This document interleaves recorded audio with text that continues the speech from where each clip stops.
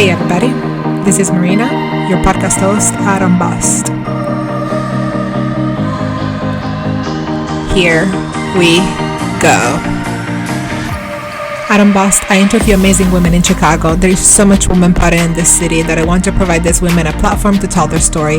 Please connect with us and please consider supporting by sharing, liking, commenting the podcast. Tell all your Netflix friends and family about it. Submit a recommendation for a guest, subscribe on your favorite podcast app, and donate by clicking on the anchor link and help me continue to make great episodes. I hope you enjoy and welcome to the show.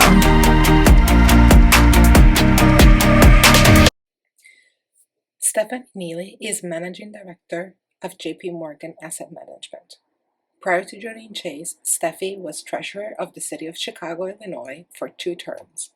Neely accumulated more than 20 years of private sector financial experience before being appointed City Treasurer. She returned to the private sector in 2015 when she became Vice President of Treasury for Allstate Insurance Company, where she oversaw corporate finance and commercial banking. As the city's banker, Neely manages a $7 billion portfolio and tracks balances on all city accounts. During her time in office, she has streamlined the office, reinvented its programs, and achieved double-digit return on pension fund investments. She serves as trustee on the city's 5 public pension boards.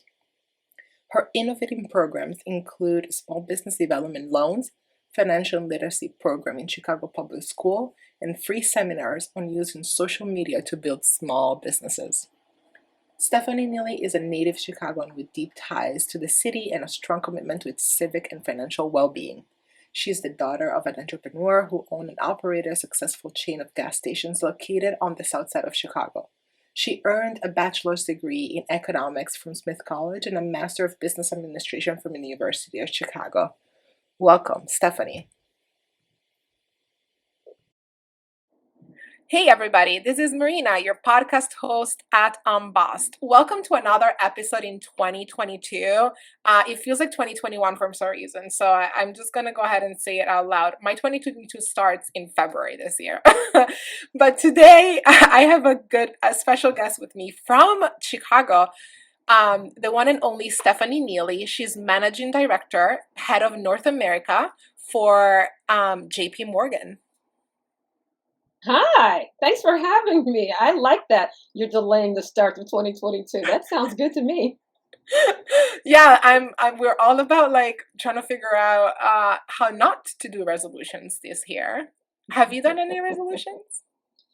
I don't believe in resolutions. I think, people focus on them in January and then they fall by the wayside. But, every day I wake up trying to honor my parents' legacy and to be the best Stepahnie I can be, to carry that through the whole year. So that's amazing. There you have it. If that's a resolution, it's a resolution. That is beautiful. That is beautiful. Stepahnie, I'm so happy to have you on the podcast. You have a strong history in Chicago. You're a badass woman in finance. With a strong financial background, which I love, by the way, because I'm a huge math nerd. But before we get into like your work and what do you do, I would love to hear a story about you. Tell me, like, did you grow up in Chicago and how was that growing up?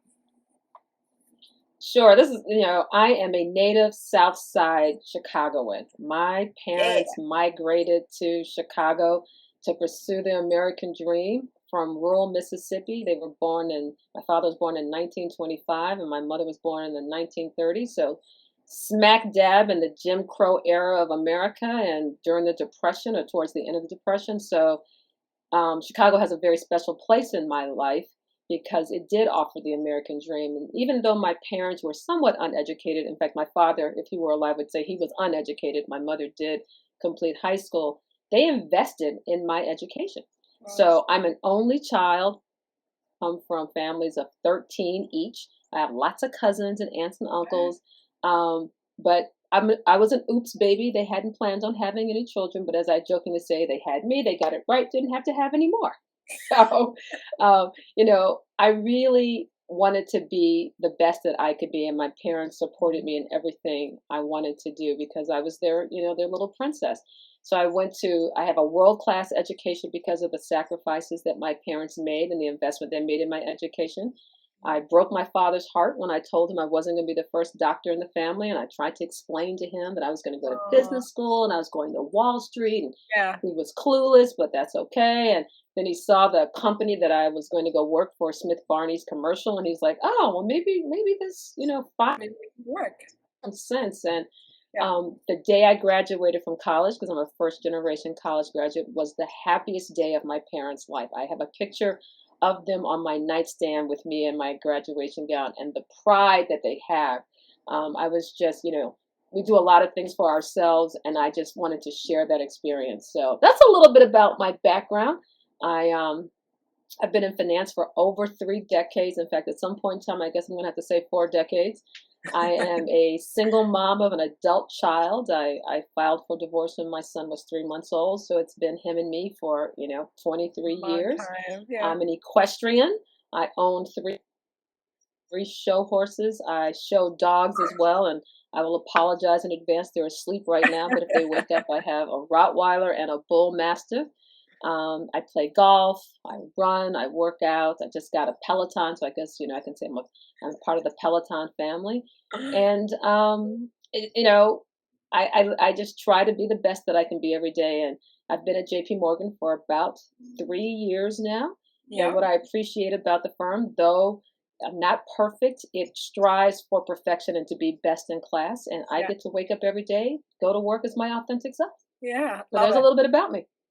I love that. And by the way, props, managing director at JP Morgan in the asset management space, which for people that don't know, that means like managing money, assets at JP Morgan is money.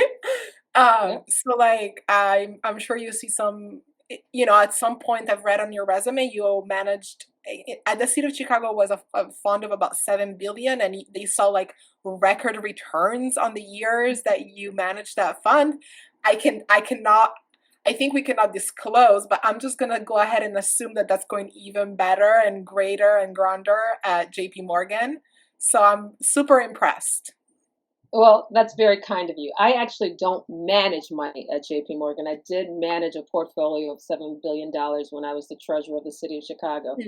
My job at JP Morgan is to manage a team of client advisors. And so we have clients, cities, counties, corporations, universities, endowments, and we're the liaison between the client and the actual people who manage the money.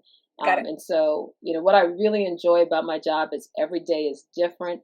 And because I have a heart of service, I love servicing my clients and making my team the best that they can be. So it's a win-win for me. It's a really good fit. Absolutely.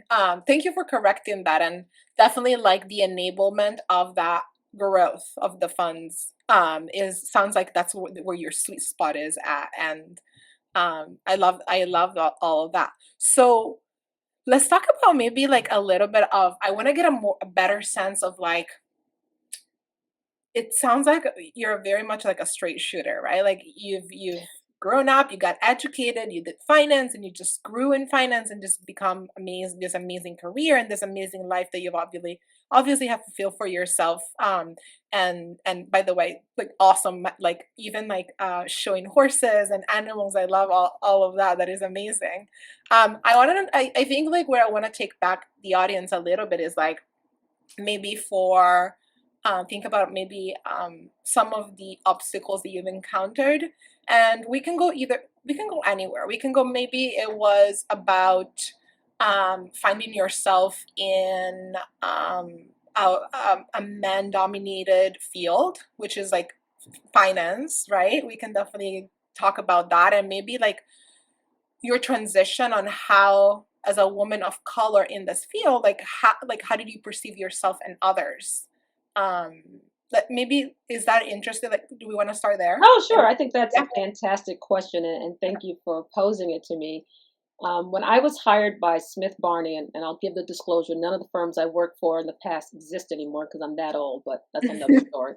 But when I was interviewing at Stepahnie as a senior in college, I was told that if I were to be hired, I would be the first Black woman to ever be hired on a professional level firm-wide. And, again, I have this great education. I attend an all-woman school. So, I just was like, ever? And I think I was naive to think that it wasn't going to be difficult because I had set the bar high for myself. I worked hard. I was used to a lot of success. But I was hired. I accepted the job. And I really wasn't the first woman to be hired. I was the second because the first left after 3 weeks. So it was a challenge. You and somebody else were hired at the same time. You were the second. No, she was hired before me. But she left after 3 weeks, so I never met her. I met her in retrospect afterwards, but I laughed because I really wasn't the first, but I was the second. But I was the first to stay for longer than 3 weeks. So it was a challenge, and it makes you, when people have stereotypes and they think very little of you, it makes you start to doubt yourself. And you have to really rely on the people around you and people who know you and to support you to say, no, you got this, you got this. It was a great experience because it was something to, and it made me grow. And, the old saying, what doesn't kill you makes you stronger. And I definitely think it made me stronger. And even though I was young and I was afraid to use my voice, I learned how to rely on people around me who could use their voice. Like I would say, this just doesn't seem right to me. And they're like, it's not right. I'll help you with that. But it was a great experience. Like I fell in love with finance and I had to learn about corporate America. My parents were small business owners. There was no corporate America experience really within my family. I had a couple of cousins who were attorneys, but that's very different than corporate America and definitely not Wall Street. And so, I made mistakes. I learned from my mistakes. I learned how to build relationships and alliances and have people advocate for me. But it was not easy. As I look back on it, I tend to remember all the good times. But at the time, there were times that was just difficult. I was again aging myself. We were sitting in a computer room. This was before everyone had computers on their desk. And, a guy who was more senior than me comes in and he goes, I need to use that computer. I was like, okay, well, I'll be done shortly. He goes, no, I need to use it now. And I said, I'll be done. He said, well, I don't understand why you're being so niggardly. And that was a challenge, right? He was trying to, he wanted me to react to the word. And I said, I know what you're trying to do. I know niggardly means stingy or selfish. It's not going to work. And I continued to do my work. But I was so angry that he tried that on me. And I think recently, one of the Ivy Leagues, I think it was an Ivy League, a professor used that word, and the Black Student Alliance at that university, they got really upset. And to me, I think they missed the point. Like, they should have challenged her and said, we know what that word means. Because she didn't use it out of context. She used it in the right context with the right meaning. And I knew what it meant as well. So that's just one example of people trying to challenge your intellect and trying to push you to get angry and to react badly. And I was very calm. I was just like, I know what you're trying to do. Not going to happen here. Nice. Kudos to you to step above, honestly. I don't know if it's kudos in all honesty. There are times that I have reactions and I'm like, where did that come from? Like, who said that? Because that wasn't me. And that was one of those times because I was so insecure using my voice and afraid of making mistakes because it was such a new environment. I promise you, I don't know where that came from, but it came and I continued my work. I'm sure I was physically shaking and I finished my work and walked away and, went to one of my, people on my side and told them what happened. They were like, good for you. I'm like, I don't know where that came from, but I'm glad it did.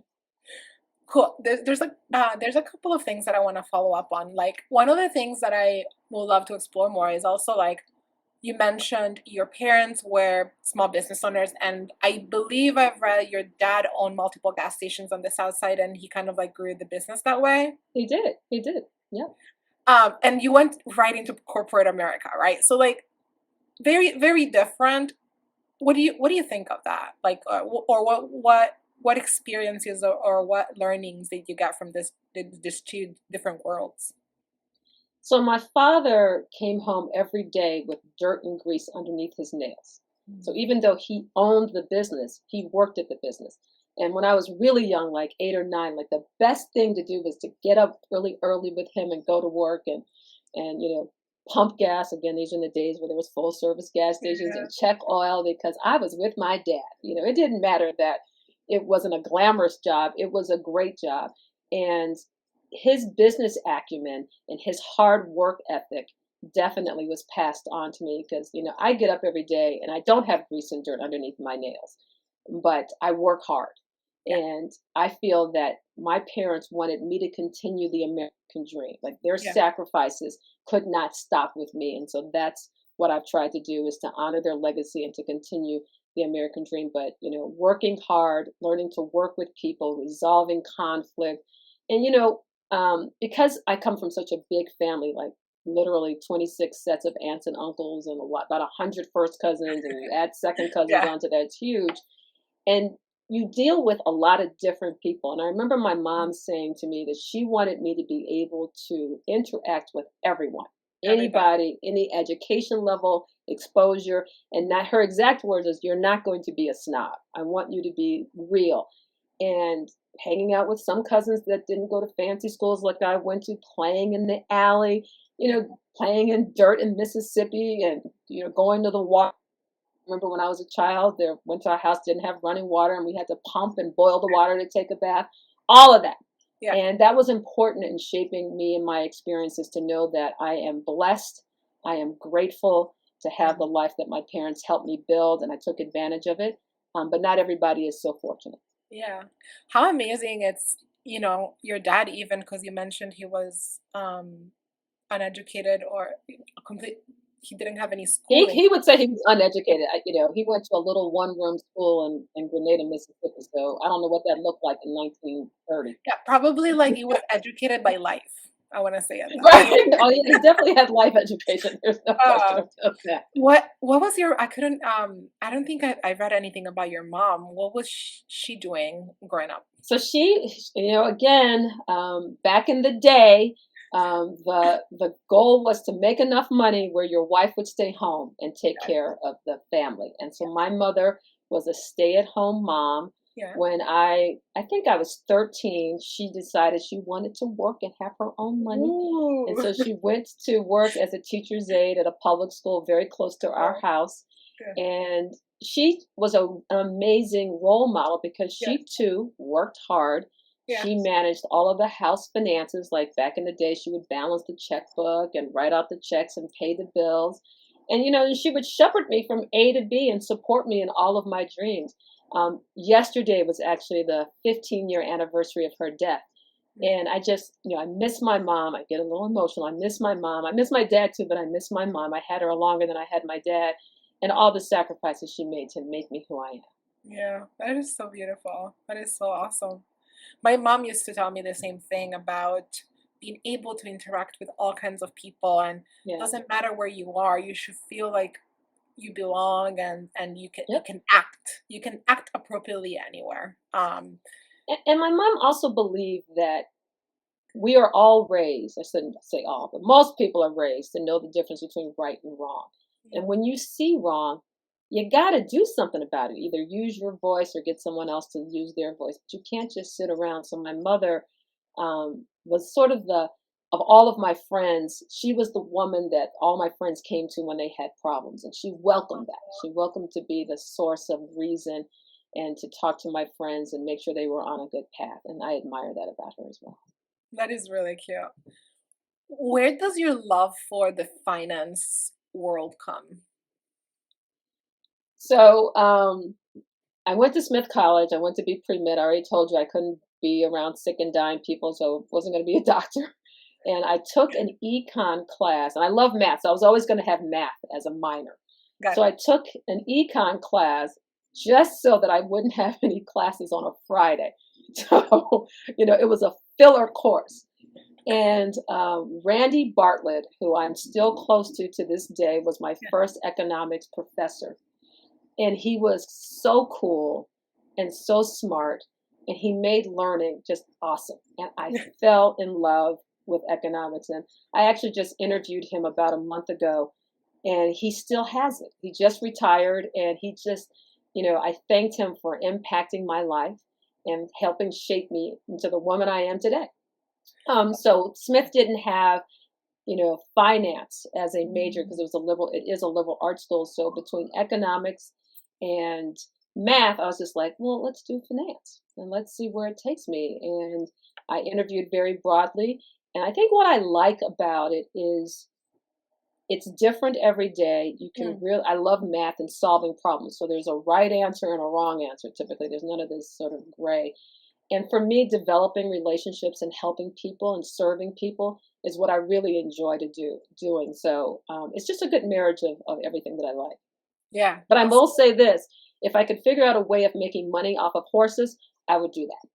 Oh, wow. But I can't figure that out. So you have it. I think like they do like breeding or things like that. Oh yeah, you can't make any money. Yeah.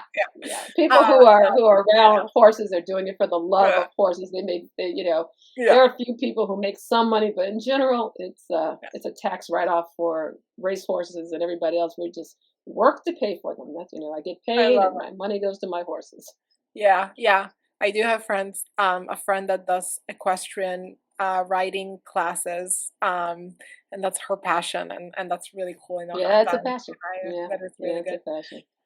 So question for like, just as a curiosity, like, like you your parents had not gone to college, and you were going to college and found out your passion was economics and math and trying to figure out what finance is. Like through this transitions, like who did you go to for advice on like what to do or things like that? Because there's a lot of people that do listen in the podcast, like younger people, or even like more people in their professional careers that are mentoring people that are first generation college students, and there's a lot of those because I'm an immigrant and I know a lot of immigrants, right? So first generation college students, how do you navigate what are you going to do, and how do you find your passion, and what do you want to go work on? So my mother would say, be independent so you don't have to rely on anyone, and take a lot of classes. Like she was uneducated, right? She had graduated from high school, but she knew that finding your path meant trying and failing, trying and succeeding. So take a class, and you may or not like it, and continue. So like I said, that's how I stumbled into this econ class. I needed a filler so I wouldn't have any classes on Friday, but I fell in love with it. And I would suggest for people who are in college to really use it as an opportunity to grow and to learn and to take classes and to do things that you would never do. And frankly, to hang out with people who are different from you, and so that you can learn. Nice. If I could change one thing, just one thing, I would ask people to see the world through a different lens, and not just your lens, your one anecdotal experience, to try to see the world through a different lens. I just think maybe we'd be in a better place as a country and a world if we could all do that. But college is an opportunity to grow and to try. So I would say that. To answer your question about how do I make my way, I don't even know how to answer that. There was no internet. I couldn't Google investment banks. There were several books that I read about, what it was like to be on Wall Street. There was a placement center, and I could go talk to people. But, interviewing is an opportunity to ask questions and to learn as well.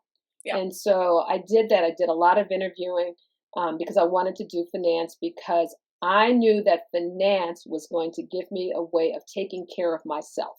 Right? That's what every parent wants their child to be independent and take care of themselves, whether they are a gazillionaire or they can barely get by. Yeah. That's what we want for our children. And I knew that finance paid, halfway decently. It actually paid well, but, halfway decently. And I could take care of myself and have a great experience. So that's how I stumbled into it. I read books. But now, people can Google. They can use LinkedIn and, inbox people and say, can I talk to you about your career? I always tell young people, never ask anyone for a job, because then we do this. But if you say, can I just have 15 minutes of your time just to ask you questions about your career path? People love to talk about themselves, right? Talk about myself all day. But then during that time, depending on how the interaction is, the person may actually take an interest in you. You never know. It may lead to a job. Love it. So that's the advice I would give, is to use your networks, use the resources of social media, especially LinkedIn, and don't take no personally. Women, we're talking, women historically, and it Yeah. seems like we're getting somewhat better, but we think no means no forever. Yeah. They said no. Yeah. And men know that no only means no right now, because that's why they keep hitting on us. Like, no, I'm not interested. No, come out to dinner with me. No, I'm not interested. No, let me take you to dinner. No. So they know that, they'll just keep going. And I try to get women to say, okay, yeah, you may have your feelings hurt, lick your wounds and keep going. Ask again, keep asking. Yeah. So that may sound somewhat sexist, but I do think there's a gender gap of Yeah. how we react to no. Well, yeah, like you said, it's a different training. Like men have been no training since, I don't know, they start chasing partners, I guess, right? Right, And right, women, historically, we don't need to know train, like right, we need to know training, like saying no, but not in receiving the no. So it's like, right. every time somebody says this no, it's like, I got rejected. Oh no, what am I to do? You're gonna pick up, put on your big girl panties and try again. That's what you're gonna do. and like we have to like have like self-care days on the no days. Oh yeah, and you can take a day. I always tell people, take your Yeah. pity party. It is okay, but day 2, do something different to try to get you out of that little funk that you're in. So Yeah, I love it. That's exactly it. Okay, so that was college, early career. You started really I want to say like honing in into your financial preparation training, right? And you've done a lot of you've taken on a lot of different roles at different companies, including General Electric. You mentioned Smith Barney.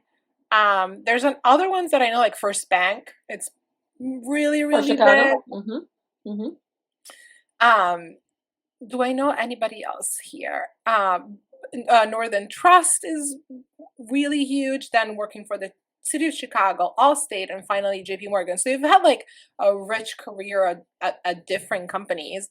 I want to maybe like, what advice would you give your younger self looking back, if knowing what you know now about growth, professional growth specifically? Again, I would tell people to know their value and to not ever undervalue. So if you think you're paid $1 and you should be paid $1.50, ask for that $1.50. If they say no, then you need to say, well, firm over here is going to pay me $1.50. Maybe they'll even pay me $1.75. So know your value and don't be afraid to ask for it. It's not always about the money. It's sometimes about the value. And as a Black woman, I went to the University of Chicago for business school, the Booth School, even though it wasn't called Booth when I went. But I'll use their technical name, the Booth School, because it was the most technical school there was. And when people see my resume, I wanted them to say, well, at least she can add, because Black women aren't thought of as being very technical. And so I wanted to take that off the table. Yes, she can add. I have an MBA in finance from the University of Chicago. Beautiful. But, I was in New York, no offense to people who are from New York. It's not the city for me. I had a lot of fun. I worked hard. I met some really interesting people.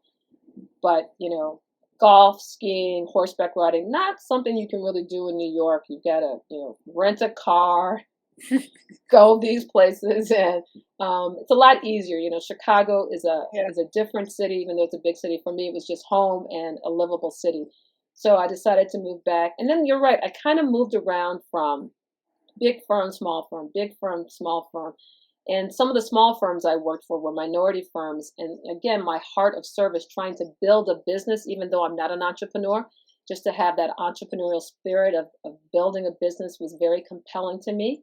Mm-hmm. I went to Northern Trust as a career change. I'd done finance, I'd done investment banking, and I had no intentions of leaving.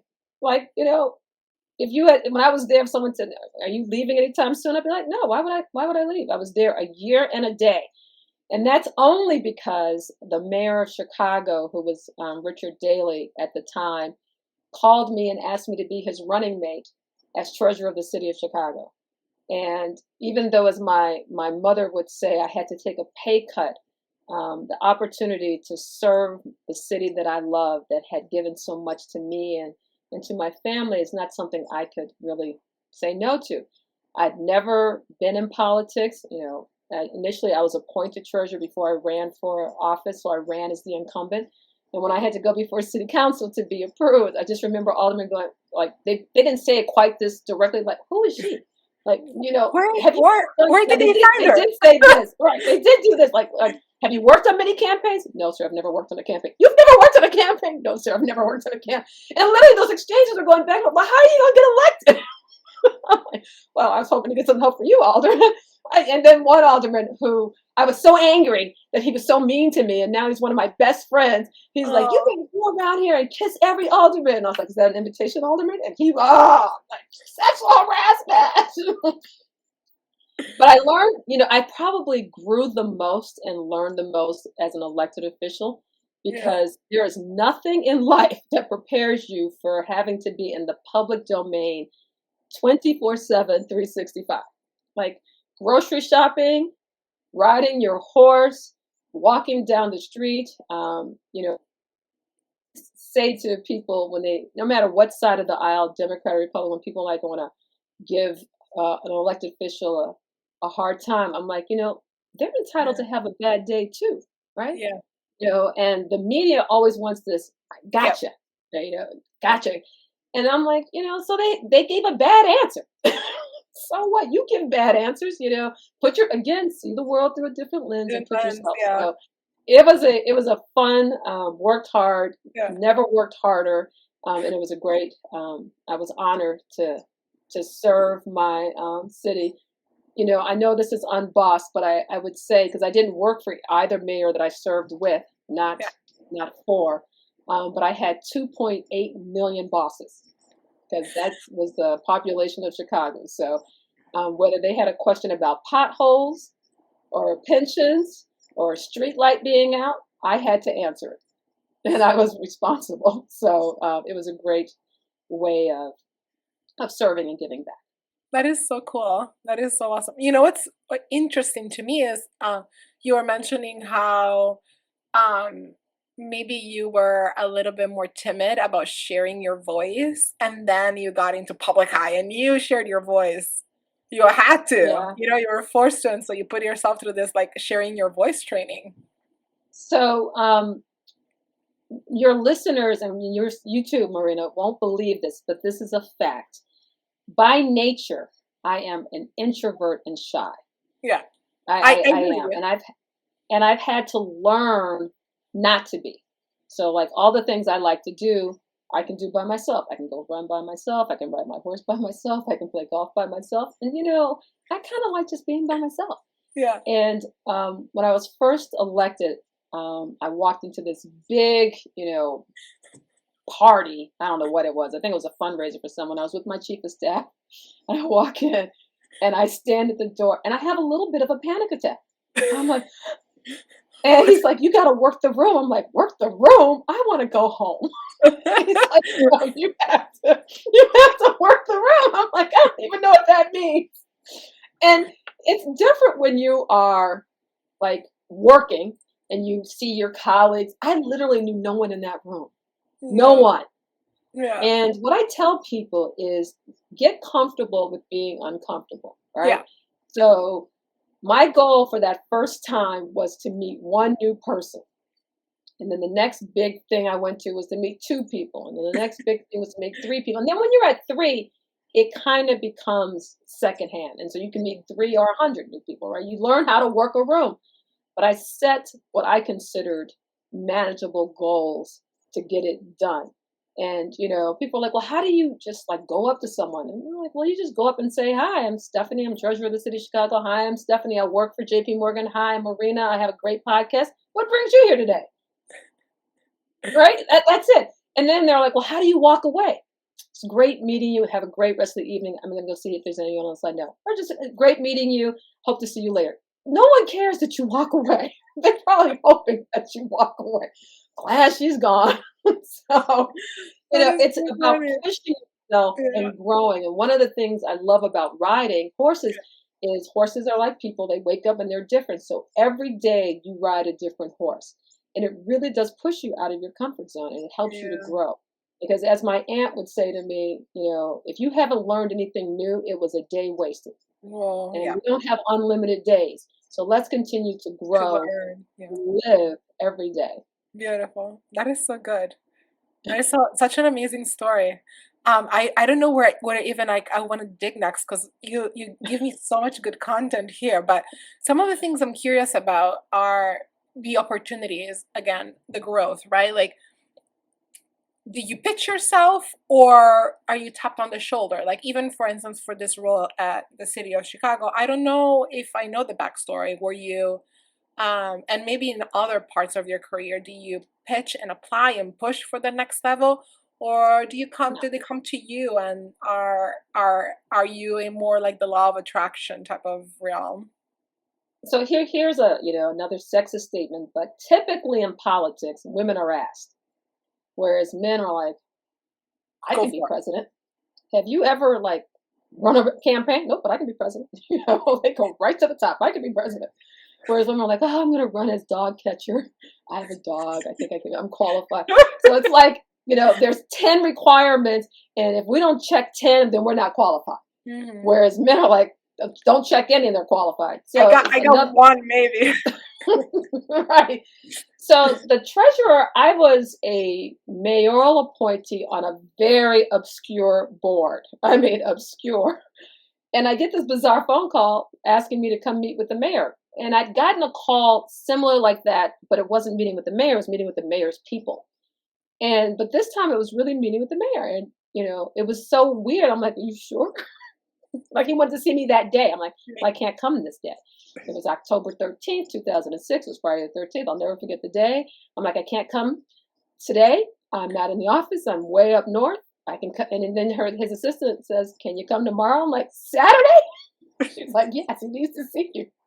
I'm like, okay. I'm like, what? I'm like, literally, is everything okay? Make a very long story short, I come. The security guard doesn't know that I'm even on a list. He doesn't know who I am. He tells the mayor's security detail there's a homeless woman here to see the mayor. And I was dressed up. You can imagine that, I was dressed up. I did not look homeless, but whatever. Yeah. Mayor security detail comes, is like, I hear you think you have a meeting with the mayor. This is after being interrogated for 40 minutes. I was just like, you know what, there's been a mistake.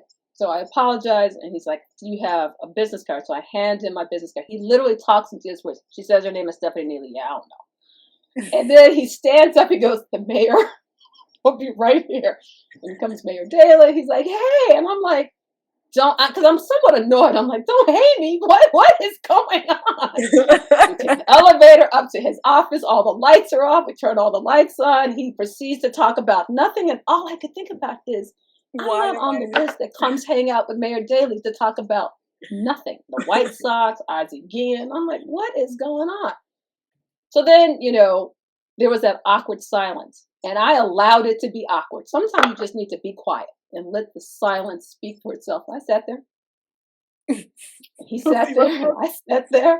And he's like, oh, the reason I asked you here. I'm like, well, here it comes. I'm like, he's like, well, as you know, the election's in February, and I was hoping that you would be my running mate as the treasurer.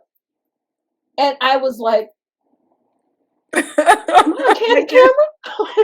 I'm like, because he kind of laughed. I'm like, he's like, no, I'm serious. And I tell the story because it's just true. And I was just floored.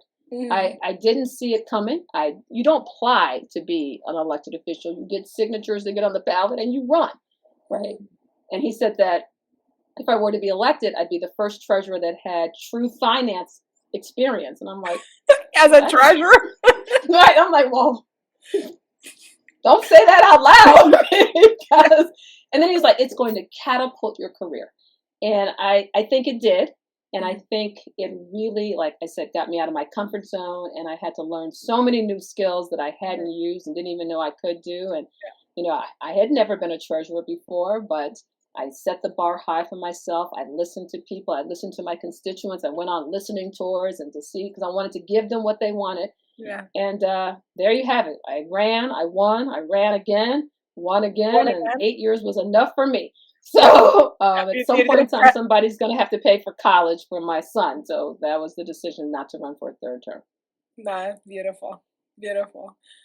I'm going to go into a little bit of a more serious topic about this because either at this job and other jobs as well in your career, as a woman of color, I do get that imposter syndrome sometimes. And I'm like, am I here because I am a person of color? Am I here because I am a woman? Am I here what does that say about me that there has never been a treasurer before me that did not know that did not know finance and things like that. And I wonder for, again, people listening and also for my own edification is like, how do you handle those situations and you know and what has been your experience around that as well? So literally yesterday, I was speaking to a group of young professionals, and someone asked that exact question. I was just like, I don't even know what imposter syndrome means. Had never heard the term. I didn't know. So someone had to explain it to me. I was like, oh, I'm like, I don't think I've ever felt that way because Really? I feel that I'm highly educated. I work Nice. hard. I take on challenges. And even if they because they're a woman or they're black, that's on them. I'm going to come do the best job that I can be. Now, through my career, have I failed? Sure, I failed. We've all failed. We've all made mistakes and missteps, and you learn, right? You continue to learn, you continue to grow. But in my role today, I feel that I come to work as my authentic self. I'm a short, black, old woman, and I come to work every day as my authentic self, and I have a unique perspective. And I want everyone to come to work as their authentic self. I And love I am going to, for those who can't use their voice, I'm going to help them either use my voice for them or help them find their voice. So, yeah, where do you you as think? a Latina, you have a unique perspective. And so Yeah, hiring you as a Latina should be a good thing, right? We need a Latina perspective, yeah, right? absolutely. Don't view it as, don't put a negative spin on that, Hmm. right? It's more of a negative spin that we're going to hire a white man to offer a Latina experience. I don't know if you ever watched what's called Mad Men, where they were having men make the decision on the color red of lipstick. What?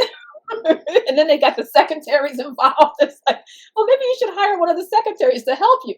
Like, really, to say we need Stepahnie to offer the Black woman experience, and that's not a negative. You Yeah. know, this whole be colorblind. No, you got to see me for who I am, and Mm. everything I am is based on my gender, my race, my height, my age. Where I live. I mean, that's who we are. It's who we make. So I don't view Yeah. that as a negative. And no, I've never suffered from it. I I love I didn't know what love it the was. conversation. Yeah, I love how you change in the conversation from being a negative thing and being stigmatized for it and being a positive thing. Right. And adding value to the conversation in general because of these characteristics that we do have. And I also wonder if you personally have any insights of why do you think it is a recent term that has been coming up? Like, why do young people or younger generation feel like this word is so significant in their life right now? Do you have a perspective on that at all? Or Well, there is a feeling, even though the data doesn't support this, that jobs are going to less qualified women and women of color, and white males aren't getting jobs. Now, again, the data does not support that in finance. I can't speak about any other sector of our economy, but it doesn't support that. So I think that's why there's a feeling you're just hired because you're black. No, I'm hired because I'm qualified. qualified, I'm highly competent? educated. Yeah. You're right, highly educated, amazing experience that most people in this country will never have. I don't know how many Mhm. treasures we've had. I used to know the number. I don't know. I used to have it on my wall, but it's unique. It's a unique position of how many treasures the city of Chicago has had. So um, don't don't let them change the script on you. Mm. Flip it back. Yeah. Flip it baback. And say the I'm data here does because not. I'm Yeah. right. So I think that's why, though, because the other side of the table is Yeah. saying, you're only hired. Like, no, I'm hired because I'm good. Yeah. Got it. And let me show you how good I am. Not perfect, right? When none of us are perfect, but I'm good. Good. Yeah. I love that.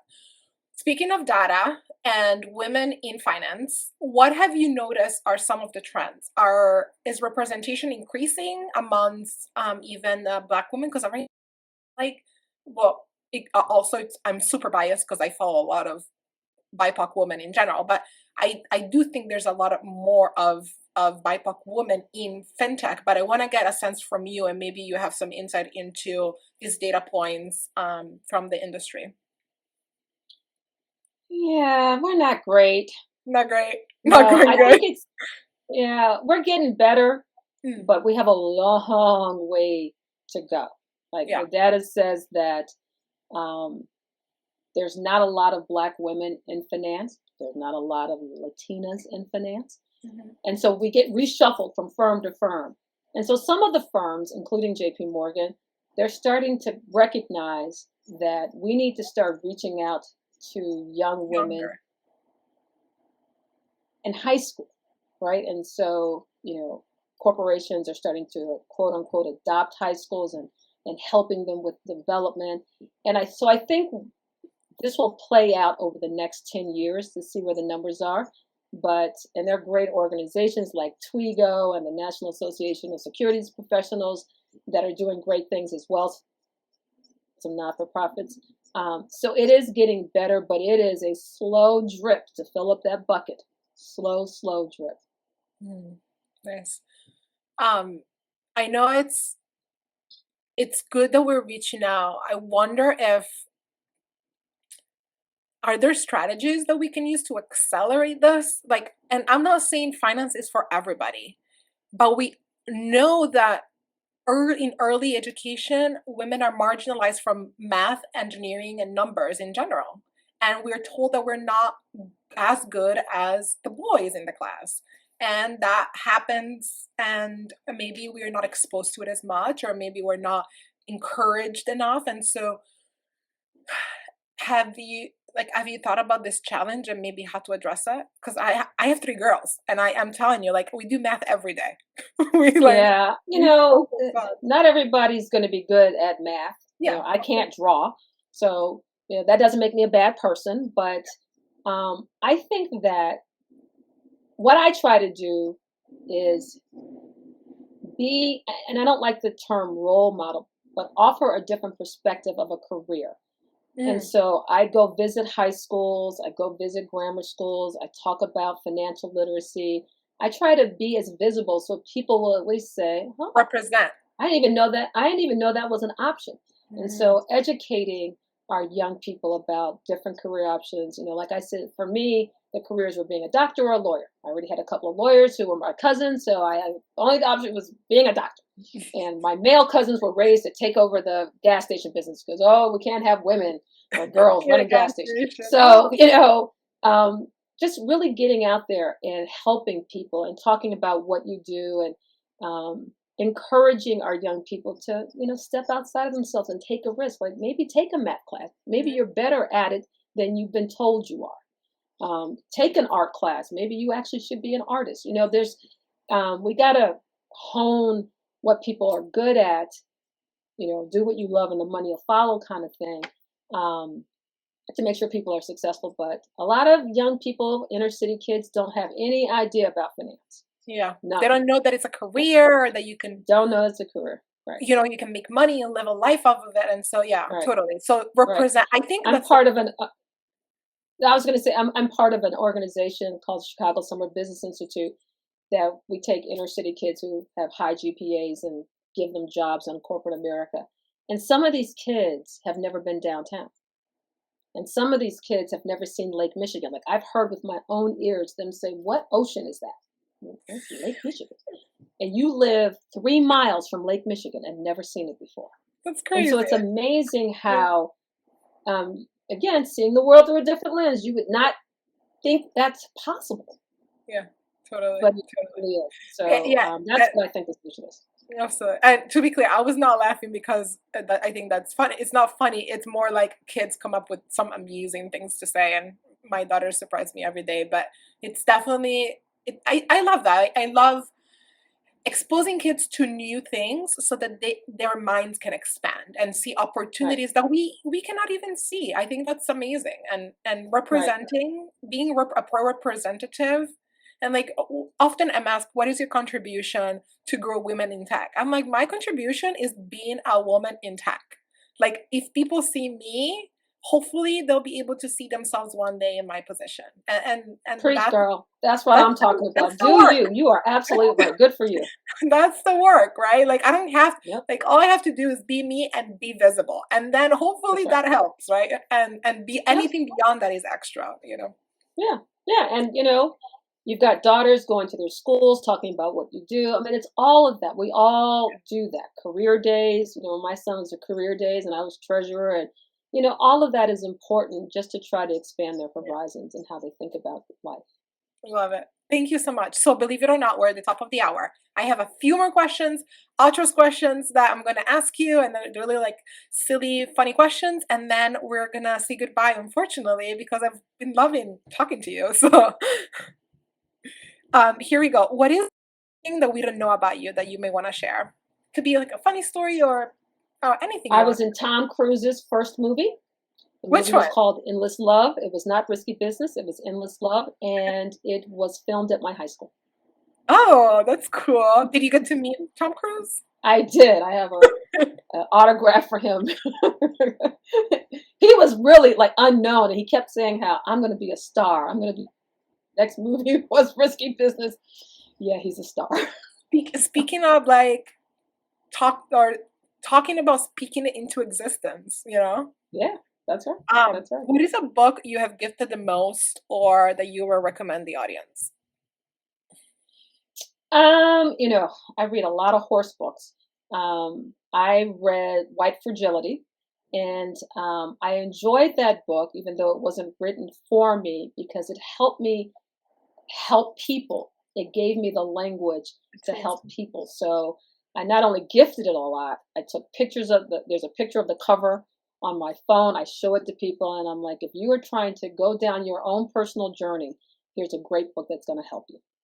I try to meet people where they are. I'm not trying to change anybody's mind. I'm just I can't do the work for you. You want to do some work? Here's something that's going to help you. Love it. What is a book you would write? So, I toy with the idea of writing a book. And a young high school student said that I should write a book and it should be called Behind the Curtain, because I have all these little, tidbits of politics and corporate America that, is a unique perspective. So that's what my book would be called. I'd write a book about sort of my journey, and it would be called Behind the Curtain. I love it. And maybe there's something also about equestrian leadership. I don't know. Oh, yeah, I don't know. You have 3 daughters. Let me give you some advice. Do not put them on ponies because they will fall in love, and then you'll be in the same boat I'm in, owning 3 horses. No, but honestly, like, what can we learn about leadership from animals? I think that's interesting. Oh yeah, no, it is. They are different every day. Communication is not only what I say, but what you hear. And so how you communicate with animals. If I tell my dog to sit, he doesn't know what sit means. I have to teach him what sit means. I had one dog that was literally bilingual. He spoke German, which means that was one side of my body and English was the other side. And so learning how they receive love, if they're having a bad day, how to read their body language. But with horses, you are the leader. They are, one of my horses weighs 1,700 pounds. If he doesn't want to do something, I cannot make him. So we have to have a conversation about it. Right? I don't weigh anywhere close to 1,700 pounds. So if he don't want to do it, he's not going to do it. So it's a partnership. It takes time to develop a relationship. And sometimes relationships with animals don't work, and you got to move on, unfortunately. But you got to give it the good old college try. I love that. I 100% understand that about horses. I've grew up around horses, not necessarily having a horse, and so I understand when somebody says like you cannot make anybody do anything. Like you can't. Like physically, it's impossible. But how do you influence, lead, and things like that? That's interesting. And my final question is: the podcast is called Unbossed. It means it means different things to anybody, so there's no right answer. But I was just wondering, like, when you think about the word unbossed, what comes to mind?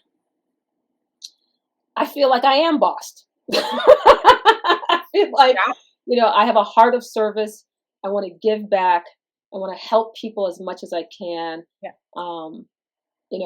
I think that sometimes we're so focused on self, and we have to focus on others around us. And so I don't think there's anything wrong with being bossed. Like I said, when I was treasurer, I had 2.8 million bosses, and it was an honor to serve. I serve my clients. They're my bosses. I have a boss. My job is to take things off of his table. His job is to give me feedback, good and bad.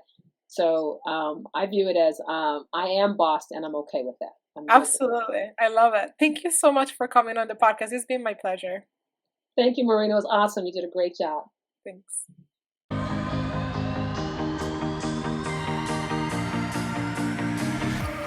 Woo! There you have it. I hope you liked this episode, and please don't forget to share, like, comment on the podcast link. Tell all your networks and friends and family about it. Submit a recommendation for a guest at www.unbossed.io. Subscribe on your favorite podcast app. Donate by clicking on the anchor link and help me continue to make great episodes. You can find all this information on www.unbossed.io. See you next time.